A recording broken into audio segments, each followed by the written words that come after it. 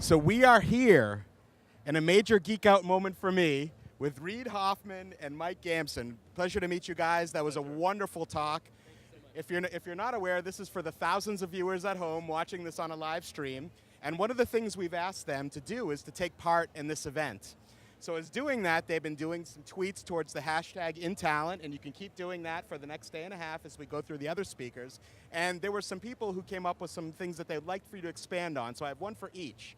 And I'm gonna ask you each of them. So first for Mike, this is from DM Bardo, and he quotes you as, "The idea of a lifetime employment is long gone, but we need the best people to work at our companies." He'd like for you to kind of expand on that a little bit for the folks at home.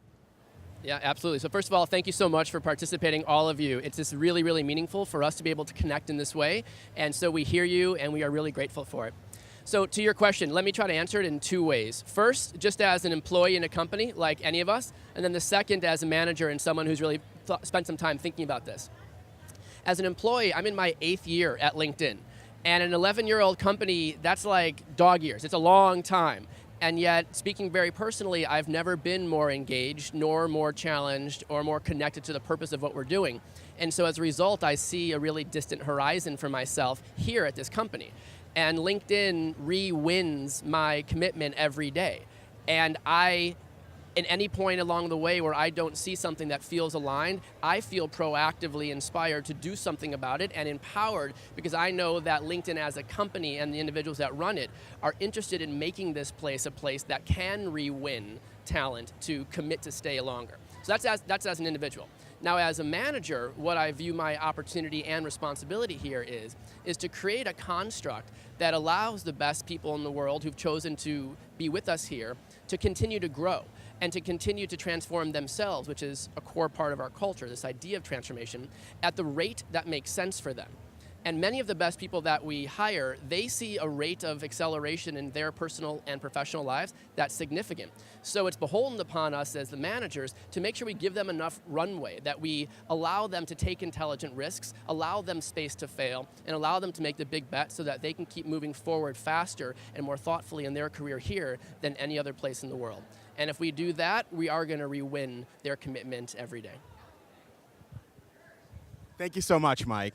Reid, this is from Sarah Murphy, and I say Murphy with 4 E's, at 4 E's. At Reid Hoffman, you cannot have an adaptive company without adaptive people. They look for transformation opportunities. Could you expand on that a bit? So part of adaptation is to see how the world is changing, where the world is moving to, and skating to where the puck will be rather than the puck is.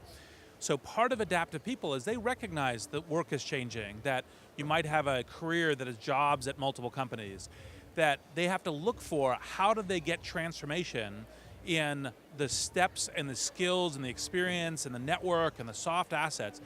So the best way to recruit them is to identify that transformative opportunity by working with your company for this manager, and how that you're paying attention to what their career looking forward, the entire life of the career, not just the, hey, you're only good to us while you're at our company, but that this transformative thing that you can do for our company and for this project is also something that will also have a transformative impact on your career. And that is central, I think, to all modern adaptive talent. And you simply can't have an adaptive company without adaptive people.